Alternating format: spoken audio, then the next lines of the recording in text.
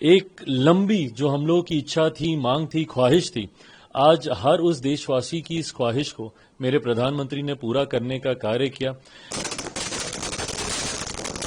केंद्र सरकार ने लंबे समय से विपक्ष के द्वारा उठाई गई जाति सर्वे की मांग को अब सहमति दे दी है।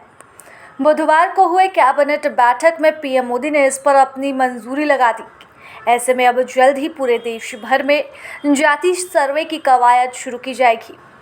लंबे समय से केंद्र सरकार से ये मांग कर रहे तेजस्वी यादव काफ़ी खुश नजर आए और उन्होंने इस फैसले का दिल खोलकर स्वागत किया। साथ ही दिवाली जैसा जश्न भी मनाया। तो वहीं चिराग पासवान, जो खुद को मोदी का हनुमान कहते हैं, भी इस फैसले से काफ़ी खुश नजर आए।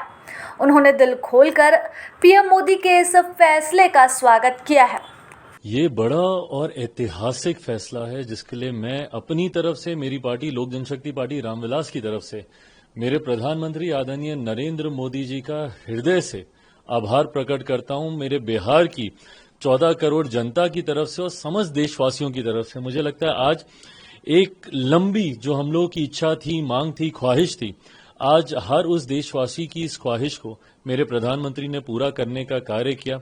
लंबे समय से मेरी पार्टी इस बात की हम लोग मांग करते थे और कई बार हम लोगों को एक दूसरे के सामने दिखाया जाता था यही कह के कि बीजेपी अलग राह पर है तो उनके सहयोगी चिराग पासवान अलग राह पर हैं जब वो जातीय जनगणना की वो मांग करते हैं। पर आज एक बार फिर से साबित हुआ कि हमारी सरकार हर उस फैसले को लेगी जो जनता के हित में हो, जो गरीबों के हित में हो। जातीय जनगणना का सबसे ज्यादा असर देश के तमाम उन गरीब जातियों से आने वाले लोगों को होगा जो संभवतः अभी तक मुख्य धारा के साथ नहीं जुड़ पाए हैं, केंद्र राज्य सरकार की योजनाओं का उस स्तर पर लाभ नहीं ले पाए हैं जो अपेक्षित था। मुझे लगता है इसके होने से हर व्यक्ति को मुख्य धारा के साथ जुड़ने का मौका मिलेगा और देश 2047 में जब विकसित भारत की बात हमारे प्रधानमंत्री जी करते हैं, उस दिशा में उसकी नींव को मजबूत करने की दिशा में ये एक मजबूत और महत्वपूर्ण कदम है। लेकिन आप कह रहे हैं कि लोक जनशक्ति पार्टी चिराग पासवान, रामविलास पासवान जी की पार्टी का ये बड़ी जीत है, लेकिन तेजस्वी यादव जी का बयान आया है और उन्होंने कहा है कि ये समाजवादियों की जीत है, लालू यादव की जीत है, क्योंकि लालू यादव ने दबाव बनाया था और इसलिए वैसा। अरे प्रभु, ले लें जिसको जो क्रेडिट लेना है, पर ये वही लोग थे ना जो हमारी सरकार पे उंगली उठाकर, हमारे प्रधानमंत्री जी पर उंगली उठाकर कहते थे कि भैया ये लोग नहीं करने वाले हैं। घर घर गांव गांव घूमकर ये लोग यही प्रचार करते थे ना और नारा देते थे जिसकी जितनी आबादी उसकी उतनी हिस्सेदारी, ये तमाम बातें। पर आज प्रधानमंत्री जी के इस फैसले से, हमारी केंद्र सरकार के इस फैसले से, मैं मानता हूं कि कई और लोगों की इसमें इच्छा रही होगी, बट सबसे ज्यादा महत्वपूर्ण है कि देश की एक बड़ी आबादी की इच्छा थी कि जाति आधारित जनगणना होनी चाहिए। उनकी इच्छा को, उनकी भावनाओं को सम्मान देने का काम मेरे प्रधानमंत्री के द्वारा आज किया गया। सरकार ने फैसला किया है कि पूरे देश में जाति जनगणना कराया जाए। देखिए, ये हम लोगों की 30 वर्ष पुरानी मांग रही है और ये हमारे पुरखों की जीत है, समाजवादियों की जीत है, लालू जी की जीत है। आपको पता होगा 96-97 में भी कैबिनेट से जो है पास किया गया था कि 2001 का जो होगा उसमें जनगणना जो होगी उसमें जाति आधारित गणना भी कराया जाएगा, लेकिन उस समय अटल बिहारी जी सरकार में थे 2001 में, तो ये नहीं हो पाया।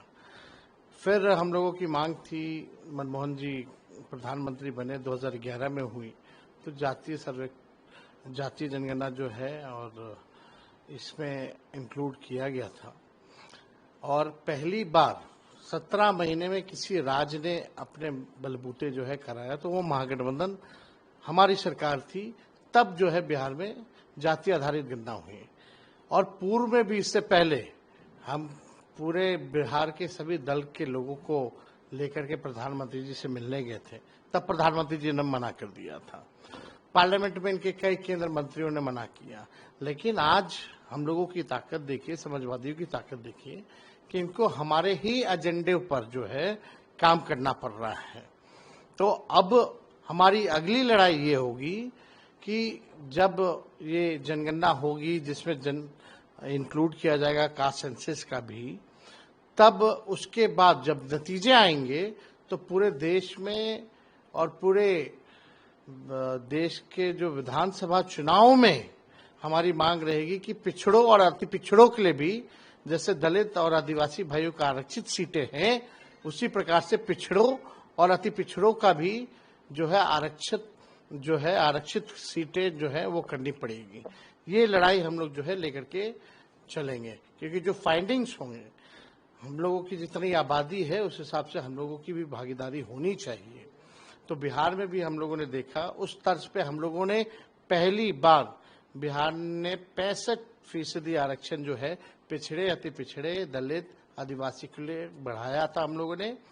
और अभी भी आप देखिएगा कि जब देश भर में होगा, अब तो होना है क्योंकि आपका ये परिसीमन होना, परिसीमन से पहले सेंसस होना है। सेंसस में ये लोग कास्ट सेंसस को इंक्लूड करेंगे, और जब इसकी फाइंडिंग्स आएगी तो पिछड़ों के लिए और अति पिछड़ों के लिए भी विधानसभा और लोकसभा में सीटें रिजर्व करनी होगी। ये हम लोगों की अगली लड़ाई होगी। तेजस्वी जी, जब आप लोग ये इस मुहिम को चालू किए थे, हमें याद है कि आप यहाँ से दिल्ली गए थे, उसी वक्त आपकी नीतीश कुमार से मुलाकात हुई थी पहले, लेकिन अब इसकी लड़ाई तो अब दिलचस्प मोड़ पे आ गई है, तो जब इसका तो क्रेडिट लेने की देखिए भाजपा जो है, देखिए अभी भी हम लोग जब 65% आरक्षण बढ़ाए थे, जो फाइंडिंग्स आई थी बिहार का जाति जनगणना जो हम लोगों ने कराया था, उसके आधार पे 65% किया था, और हम लोगों की लगातार मांग रही। और हमारे कैबिनेट ने, जब महागठबंधन की सरकार थी, कैबिनेट में सिफारिश भी भारत सरकार को भेजी थी कि बिहार का जो आरक्षण की सीमा जो बढ़ाई गई है उसको सूची 9 में जो है डाला जाए, शेड्यूल 9 में जो है डाला जाए। लेकिन अब तक भारत सरकार ने ये काम नहीं किया, और इसको कोर्ट में भाजपा ने फंसाने का काम किया। आपको लगता है कि विधानसभा चुनाव से पहले कहीं ये काम भी हो जाए, क्योंकि चुनाव है तो कभी भी हो, हम तो इसके पक्षधर, ये हमारी ही मांग है, ये हमारी ही जीत है, ये लालू जी की जीत है, ये हमारे पुरखों की जीत है, ये समाजवादियों की जीत है, और हमारे ही एजेंडे की बात जो है आज भाजपा कर रही है, जो कल तक कहती थी कि नहीं करेंगे। ये ताकत है हम लोगों की। और अगली लड़ाई जो भी आपका सेंसस होगा, जाति आधारित गणना उसमें इंक्लूड होगा, परिसीमन से पहले होना चाहिए, और परिसीमन से पहले जब होगा, जब फाइंडिंग्स आएंगी तो पिछड़े और अति पिछड़ों का पार्लियामेंट में, विधानसभाओं के चुनाव में सीटों को आरक्षित करना होगा, जिस प्रकार से दलित भाइयों का है और आदिवासी भाइयों का है। जब आप लोग इस मुहिम से जुड़े थे, उस वक्त विपक्ष सवाल उठा रहा था कि देखिए जाति की लड़ाई कर रहे हैं, ये जाति को में लड़वा रहे हैं लोगों का। नहीं, ये तो करारा जवाब उन लोगों को मिला है। भाई, आप देश की असली स्थिति को पहचानना पड़ेगा ना, तभी आप बजट में उन लोगों के लिए प्रावधान कीजिएगा। कौन गरीब लोग हैं, उनको अगर मुख्य धारा में लाना है तो आपके पास जब साइंटिफिक डेटा नहीं हो तो तब तक आप कैसे निर्णय ले सकते हैं। और जो अब तक बजट बनता आया है उसका क्या फायदा हुआ है, जमीन तक नहीं पहुंचा, गरीबी नहीं मिटी है। कौन लोग हैं जो भूमिहीन लोग हैं, कौन लोग हैं नाला साफ करने वाले लोग, तो उनको हम लोगों को मुख्य धारा में लाना है, उनको आगे लेकर के चलना है, बराबरी का मौका देना है। तो बिना डेटा के तो हो नहीं सकता। तो जब डेटा आएगा तो उस हिसाब से प्रोग्राम्स भी होने चाहिए। तो हम लोगों की जो लड़ाई है, आज भारत सरकार भले ही कितनी बार इन लोगों ने पार्लियामेंट में मना किया, प्रधानमंत्री जी से हम लोग स्वयं गए थे मिलने, तब मना किया गया, बिहार सरकार ने अपने बलबूते जो है हम लोगों ने कराया, आज उसी को देखा देखी लोग कर रहे हैं। कहीं ना कहीं आप लोग की जीत है, आप ये कहना एकदम जीत है। और असली जीत तब होगी जब इस डेटा के आधार पर बजट बनेगा, और उसी डेटा के आधार पर पिछड़ा अति पिछड़ों की सीटों को आरक्षित किया जाएगा। बीजेपी तो चलिए कह रही है कि हमारी केंद्र में सरकार है, हमने किया, या मोदी जी ने फैसला लिया। जेडीयू भी कह रही है कि हमारी जीत है ना कि आपकी जीत है। तो काहे नहीं आरक्षण लागू कर दे रहे हैं।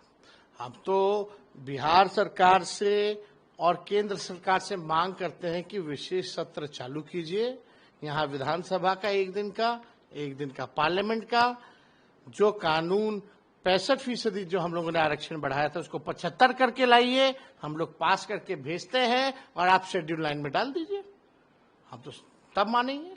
बिहार विधानसभा चुनाव पे इसका इम्पैक्ट आपको लग रहा है कि क्योंकि बीजेपी ने किया है तो कहेंगे कि भाई हमने किया है। बिहार में तो हमने किया ना, जब हम कर रहे थे तब तो वो मना कर रहे थे।